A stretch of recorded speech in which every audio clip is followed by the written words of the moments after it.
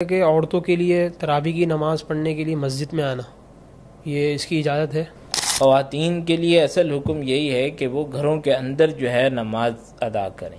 اچھا، اگر کوئی شخص خطبے کے درمیان اپنی نماز پڑھ رہا ہے، تحیۃ المسجد پڑھ رہا ہے یا کوئی نفل پڑھ رہا ہے، تو ایسا کرنے سے اس کو گناہ ہوگا؟ جی ہاں، خطبے کے دوران جو ہے نماز پڑھنا منع ہے۔ خطبے کے دوران اگر کوئی شخص آیا ہے تو پھر اس کو تحیۃ المسجد یا کوئی اور نماز جو ہے وہ نہیں پڑھنی چاہیے، بلکہ خاموشی سے جو ہے بیٹھ کر خطبہ سننا چاہیے۔ پوچھا ہے کہ کسی دوسرے آدمی کی طرف سے روزہ رکھنا درست ہے؟ ہو جائیں گے، لیکن اب وہ ان کی طرف سے روزے نہیں رکھ سکتا، نہ کسی زندہ آدمی کی طرف سے اور نہ کسی فوت شدہ آدمی کی طرف سے روزہ نہیں رکھ سکتا۔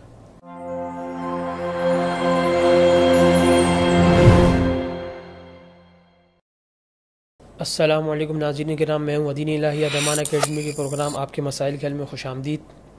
آج ہمارے مہمان ہیں استاد محترم مفتی طاہر صاحب۔ السلام علیکم ورحمۃ اللہ وبرکاتہ۔ وعلیکم السلام ورحمۃ اللہ وبرکاتہ۔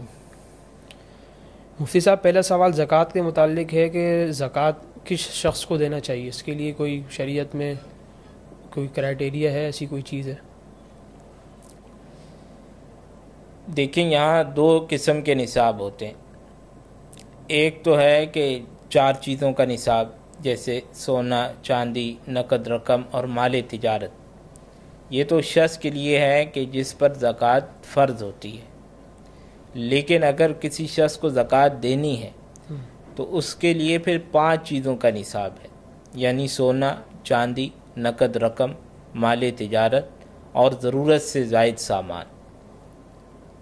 اگر کسی شخص کی مالیت میں، کسی شخص کی ملکیت کے اندر سونا، چاندی، نقد رقم، مال تجارت اور ضرورت سے زائد سامان میں سے کوئی ایک نصاب کے بقدر ہے، یا ان سب کا مجموعہ نصاب کے بقدر ہے، تو ایسے شخص کو پھر زکوٰۃ نہیں دی جا سکتی۔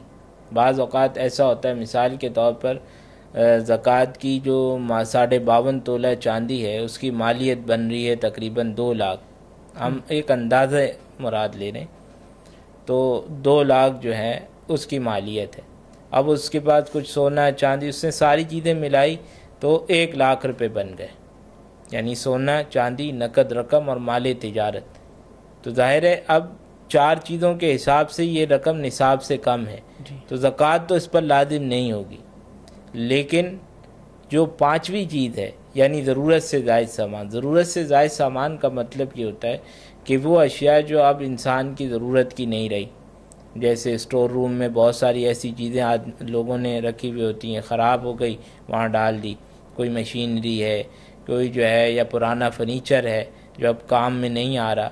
اسی طریقے سے ڈیکوریشن کی بہت ساری اشیاء ہوتی ہیں اور بعض بڑی قیمتی اور مہنگی ہوتی ہیں، تو یہ چیزیں ضرورت سے زائد کہلاتی ہیں۔ تو جو ضرورت سے زائد اشیاء ہیں، ان کی جب مالیت ملائی گئی تو رقم جو ہے وہ پورے 2 لاکھ بلکہ اس سے زیادہ بن گئی مثلا۔ تو ایسی صورت میں اس پر زکوٰۃ فرض تو نہیں ہوگی، لیکن اس کے لیے زکوٰۃ لینا بھی جائز نہیں ہوگا۔ تو بعض لوگ یہ اس غلط فہمی میں مبتلا ہو جاتے ہیں کہ جو نصاب زکوٰۃ دینے والے کا ہے وہی نصاب زکوٰۃ لینے والے کا ہے، حالانکہ دونوں کے نصاب میں ایک چیز کا فرق ہے کہ جس سے دینی ہے اس کے پاس 4 چیزوں کا نصاب ہونا ضروری ہے، سونا، چاندی، نقد رقم اور مال تجارت۔ جبکہ جس شخص کو دی جا رہی ہے زکوٰۃ، تو اس کے پاس 5 چیزوں والا نصاب نہیں ہونا چاہیے۔ اگر 5 چیزوں والا نصاب اس کے پاس موجود ہے تو اس شخص کو زکوٰۃ نہیں دی جا سکتی، وہ زکوٰۃ کا مستحق نہیں ہے۔ اسی طریقے سے یہ بھی ضروری ہے کہ وہ شخص جو ہے سید اور ہاشمی نہ ہو۔ سید اور ہاشمی شخص اگرچہ وہ صاحب نصاب نہ ہو تو بھی اس کو زکوٰۃ نہیں دی جا سکتی۔ اگر کوئی ایسا شخص ہے تو پھر مسلمانوں کو چاہیے کہ ہدایہ وغیرہ سے اور نفلی صدقات سے جو ہے اس کے ساتھ تعاون کیا جائے۔ اچھا، ضرورت سے زائد سامان کی کوئی مدت ہے کہ مثال کے طور پر اس مدت تک اگر آپ نے یہ چیز استعمال نہیں کری تو وہ ضرورت سے زائد بن جائے گی؟ اس کی کوئی شریعت میں مدت ہے؟ نہیں، ایسی کوئی مدت تو صراحت سے نہیں ہے، لیکن اتنا ہے کہ اب وہ آدمی کی ضرورت کا نہیں ہے، یا ایسی چیزیں ہیں جو بہت ہی کم کبھی کبھار جو ہے سالوں میں کبھی جو ہے استعمال کی نوبت آتی ہے. جیسے بعض علاقوں میں لوگوں نے رکھا ہوا تھا، بڑی بڑی دیگیں ہوتی ہیں جو عام طور پر کوئی بہت بڑی دعوت ہے شادی کی یا ایسی، انہی میں استعمال ہوتی ہے، اس کے بغیر استعمال ہی نہیں ہوتی. تو اس طرح کی اگر کوئی چیزیں ہیں تو وہ بھی ضرورت سے زائد شمار ہوں گی. لیکن اگر ایسی چیزیں نہیں ہیں اور کسی بھی وقت ان کی ضرورت پڑ سکتی ہے تو وہ ضرورت کی شمار ہوں. اچھا، بعض اوقات لوگوں نے اپنے گھروں میں لائبریری بنوائی ہوتی ہیں، پوری پوری کتابوں کے سیٹ رکھے ہوئے ہوتے ہیں. اب ضرورت پڑ بھی سکتی ہے، بعض کافی مہینے بھی گزر جاتے ہیں، سال بھی گزر جاتے ہیں، ساری کتابیں تو نہیں پڑھتے. تو اب یہ کتابوں کی لائبریری میں جو کتابیں رکھی ہوئی ہیں یہ ضرورت سے زائد میں آئیں گی؟ نہیں، یہ بھی ضرورت کی چیزوں میں شامل ہوں گی، کیونکہ ضرورت پڑتی رہتی ہے اس کی. البتہ کوئی ایسی کتابیں ہیں کہ جن کے بارے میں یعنی وہ ایسی زبان میں ہیں یا ایسے فن کی ہیں جو آدمی بالکل جانتا ہی نہیں ہے، یعنی ان سے وہ فائدہ ہی نہیں اٹھا سکتا، تو ایسی اگر کوئی کتابیں ہیں تو وہ ضرورت سے زائد شمار ہو سکتی ہیں. لیکن جو ایسی کتابیں نہیں ہیں اور کسی بھی وقت ان کو ضرورت پڑ جا سکتی ہے، چاہے ابھی نہ پڑ رہی ہو، تو وہ ضرورت کی شمار ہوں گی. اچھا، صدقۃ الفطر کا نصاب پوچھا ہے کہ صدقۃ الفطر کا بھی وہی نصاب ہے جو زکوٰۃ کا ہے یا اس میں بھی کوئی؟ ہاں، صدقۃ الفطر قربانی کا نصاب بھی وہی 5 چیزوں والا ہے، یعنی سونا، چاندی، نقد رقم، مال تجارت اور ضرورت سے زائد سامان. اس میں ایک دوسرا فرق یہ بھی ہے کہ زکوٰۃ کے اندر تو سال کا گزرنا شرط ہے، جبکہ صدقۃ الفطر قربانی اور جس کو زکوٰۃ دینی ہے اس کے نصاب میں سال کا گزرنا کوئی شرط نہیں. اگر مثال کے طور پر ایک آدمی ہے، اس کے پاس جو ہے وہ نصاب نہیں تھا لیکن اگلے دن اس کے پاس آ گیا، تو اب وہ یہ نہیں کہ بھئی سال پورا ہوگا تو تب میں زکوٰۃ لینا چھوڑوں گا، بلکہ جس وقت اس کا نصاب پورا ہو گیا اسی وقت وہ زکوٰۃ نہیں لے سکتا. اسی طرح قربانی کے لیے ضروری نہیں ہے کہ پورا سال اس پر گزرا، بلکہ قربانی کے آخری دن میں بھی اگر اس کے پاس نصاب کے بقدر جو ہے مالیت کی چیزیں آ گئی تو ایسی صورت میں اس پر زکوٰۃ واجب ہو جائے گی، قربانی واجب ہو جائے گی. اور صدقۃ الفطر کا بھی یہی حکم ہے. اچھا، اگر کوئی شخص کرسی پہ بیٹھ کر تراویح کی جماعت پڑھ رہا ہے یا نیچے بیٹھ کر پڑھ رہا ہے بغیر عذر کے، تو ایسا کرنا اس کے لیے درست ہے؟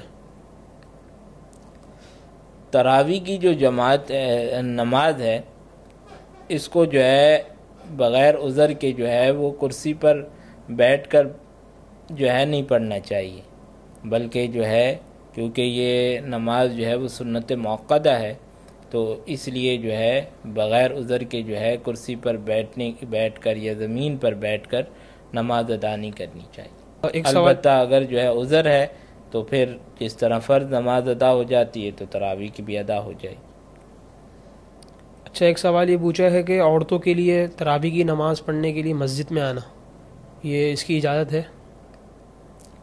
خواتین کے لیے اصل حکم یہی ہے کہ وہ گھروں کے اندر جو ہے نماز ادا کریں.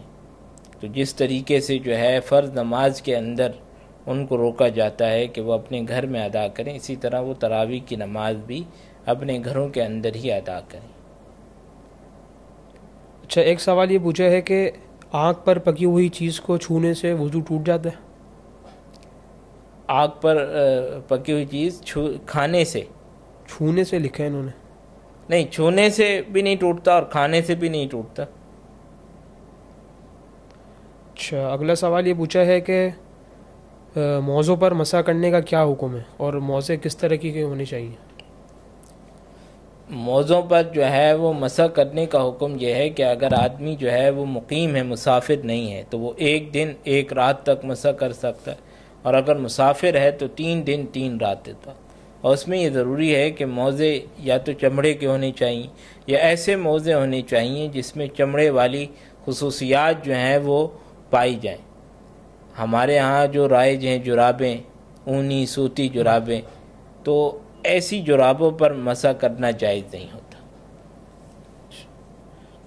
تو ان موزوں کی کیا شرائط ہیں جو چمڑے کے موزے ہوتے ہیں؟ چمڑے کے موزے جو ہیں ان کی شرائط یہ ہیں کہ وہ اتنے موٹے ہوں کہ بغیر جو ہے وہ باندھے اپنی ساخ کی وجہ سے جو ہے پاؤں پر ایک تو ٹک جائیں، اور دوسرا یہ کہ پانی جو ہے ان کے اندر نہ چھنتا ہو، اور تیسرا یہ ہے کہ 3 میل جو ہے وہ چلا جائے ان کو پہن کے تو وہ پھٹے نہیں. تو اگر ایسے موزے ہیں تو ان موزوں کے ساتھ جو ہے ان پر بھی مسح کرنا جائز ہوگا، گویا وہ چمڑے کے قائم مقام موزے بن جائیں گے. لیکن جو ہے جن کے اندر یہ خصوصیات نہیں پائی جاتی، پتلی جرابیں ہیں اونی سوتی کاٹن وغیرہ کی، تو ان پر مسح جائز نہیں ہوتا. اچھا، اگر کوئی شخص خطبے کے درمیان اپنی نماز پڑھ رہا ہے، تحیت المسجد پڑھ رہا ہے یا کوئی نفل پڑھ رہا ہے، تو ایسا کرنے سے اس کو گناہ ہوگا؟ جی ہاں، خطبے کے دوران جو ہے نماز پڑھنا منع ہے. خطبے کے دوران اگر کوئی شخص آیا ہے تو پھر اس کو تحیت المسجد یا کوئی اور نماز جو ہے وہ نہیں پڑھنی چاہیے، بلکہ خاموشی سے جو ہے بیٹھ کر خطبہ سننا چاہیے. اچھا، اگلا سوال یہ پوچھا ہے کہ کسی دوسرے آدمی کی طرف سے روزہ رکھنا درست ہے؟ نہیں، دوسرے آدمی کی طرف سے روزہ نہیں رکھا جا سکتا. البتہ جو ہے کسی کے والدین مثال کے طور پر ان کے کچھ روزے رہ گئے تھے، تو ہونا تو اب یہی چاہیے تھا کہ انہوں نے وہ اس کی وصیت کر کے جائیں. اگر انہوں نے وصیت نہیں بھی کی اور آدمی اپنی طرف سے ان کا فدیہ ادا کر دیتا ہے تو اس میں امید ہے کہ ان کے روزے ادا ہو جائیں گے. لیکن اب وہ ان کی طرف سے روزے نہیں رکھ سکتا، نہ کسی زندہ آدمی کی طرف سے اور نہ کسی فوت شدہ آدمی کی طرف سے روزہ نہیں رکھ سکتا. اچھا، آخری سوال یہ ہے کہ اگر کوئی شخص بغیر وصیت کے میت کی طرف سے حج ادا کر رہا ہے تو اس میت کی طرف سے حج ادا ہو جائے گا؟ وہ حج فرض دیکھیں، اگر کسی پر حج فرض ہے اور اس نے جو ہے وصیت نہیں کی تو اس صورت کے اندر میت کی طرف سے حج ادا کرنا، حج بدل کرنا، یہ ورثاء پر لازم نہیں. لیکن اگر ورثاء اپنی خوشی سے، دلی خوشی سے کر دیتے ہیں تو ایسی صورت کے اندر جو ہے وہ موجب ثواب ہوگا، اور اللہ تعالیٰ کی ذات سے امید ہے کہ وہ حج جو ہے میت کی طرف سے اللہ تعالیٰ قبول کر لیں گے. البتہ اس میں یہ ضروری ہے کہ اگر ورثاء کے اندر کوئی نابالغ ہیں تو پھر ترکے سے کرنا درست نہیں ہوگا، کیونکہ ورثاء کی اجازت یعنی نابالغ ورثاء کی اجازت کا کوئی اعتبار نہیں ہوتا. اسی طرح جو وارث راضی نہیں ہے تو اس کے مال کو شامل کرنا بھی درست نہیں ہوگا. ہاں، جو راضی ہیں یا سب بالغ ہیں، عاقل ہیں اور سب راضی ہیں تو اس صورت کے اندر جو ہے اجتماعی طریقے سے بھی جو ہے وہ حج کیا جا سکتا ہے. اور اگر کوئی راضی نہیں ہے تو تقسیم کر دیں، تقسیم کرنے کے بعد جو ہے ہر جو چاہے اپنے پیسوں سے ادا کر دے حج والد کی طرف سے. بہت بہت جزاک اللہ مفتی صاحب، قیمتی وقت دینے کا شکریہ. اللہ تعالی ہم سب کو مسائل سمجھ کر اس پر عمل کرنے کی توفیق عطا فرمائے. السلام علیکم ورحمۃ اللہ وبرکاتہ.